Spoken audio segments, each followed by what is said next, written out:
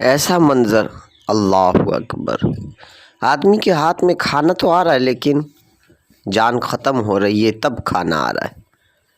یہ فلسطین کے مسلمانوں کا منظر ہے اور یہی منظر ابھی پوری دنیا میں بننے آیا ہے۔ کیا ہم اپنے ہندوستان میں اس طرح کے حالات نہیں دیکھ رہے؟ اللہ ہی حفاظت فرمائے پورے دنیا کے مسلمانوں کی، خاص طور سے ہندوستان اور فلسطین کے مسلمانوں کی۔ یہ سب اس لیے ہو رہا ہے کہ علم اٹھتا جا رہا ہے۔ اب کوئی مرکزیت مسلمانوں کی باقی نہیں رہی اور نہ کوئی ایسا ذمہ داری لینے والا مسلمان باقی رہا جو پورے مسلمانوں کی گائیڈنگ کر سکے۔ اسد الدین اویسی صرف ایک سیاسی آدمی ہے جو کھا پی اور کھلا کے مرنے والا ہے۔ خیر وہ بھی اگر آ جائے، اس طرح کے لوگ بھی ذمہ داری لے رہے ہیں تو یہ بھی بہت بڑی غنیمت کی بات ہے، ورنہ رہبر بننے کی صلاحیت کسی میں نہیں ہے، کیونکہ علم اٹھ گیا۔ علم حاصل کر کے بھی ہو گئے ضائع میرے آنکھوں کے سامنے ثاقبی، کس کس کا نام بتاؤں، پھر بھی سنو، شعیب، رضوان، یہ سب بڑے بڑے مولانا ہیں اور سب ختم ہو گئے۔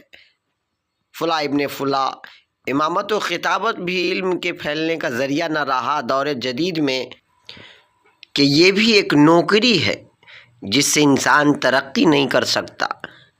اب کیا ہوتا ہے مسجدوں میں کہ امام صاحب وہی بولیں گے جو متولی کہے گا تقریر کرنے کو، اور آپ کیا ہے مسجد میں بھی چندہ ہونے لگا ہے، زکوٰۃ وصولے جا رہے ہیں، مسجد میں ہی کلیکشن ہوتے ہیں اور مسجد میں ہی مصرف ہوتے ہیں، بہت جگہ ایسے ہو گئے ہیں۔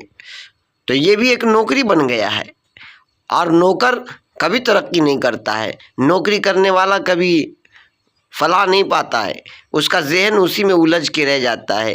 ارے بھائی، ہونا تو یہ چاہیے تھا کہ امام صاحب علم والے ہیں، اس کو ہم نے رکھا ہے علم کے پھیلانے کے لیے، جو کہیں گے ہم مانیں گے، یہ ہونا چاہیے تھا، لیکن نہیں، متولی جو کہے گا وہی ہوئے گا۔ اب متولی ہوتا کون ہے؟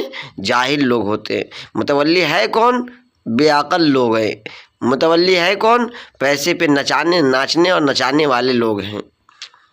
تو یہ بھی ایک انسان کی ترقی کو روکنے کا ذریعہ ہے۔ بس دو چار لفظ پڑھا دیے بچوں کو اور بچے پڑھ لیے اور وہ ایک سال میں ہی بھول گئے، ایسی پڑھائی کیے کہ وہ تو پڑھائی کے لائق نہیں ہے۔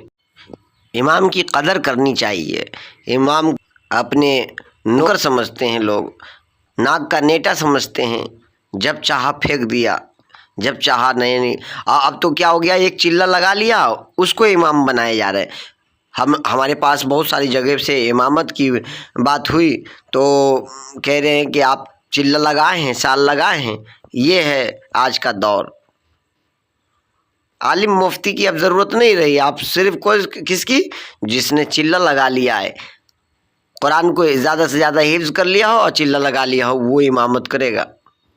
یہ آج مزاج بن گیا ہے، جہالت پھیل رہی ہے، علم اٹھ چکا ہے اور اسی وجہ سے قیادت ختم ہو گئی، امیر بننے کی صلاحیت بند ہو گئی۔ اب صرف تباہی تباہی پوری دنیا میں، اور اللہ کا عذاب بھی آ رہا ہے۔ کتنی جہازیں گر چکی ہیں اور جہازوں کے اندر میں 200 300 400 اس طرح لوگ ہوتے ہیں، کتنے ٹرین حادثہ ہو رہے ہیں۔ یہ سب ختم ہو سکتا ہے آدمی جب اپنے کرتوت سے باز آ جائے اور توبہ کر کے اللہ کے حضور سجدے میں گرا دے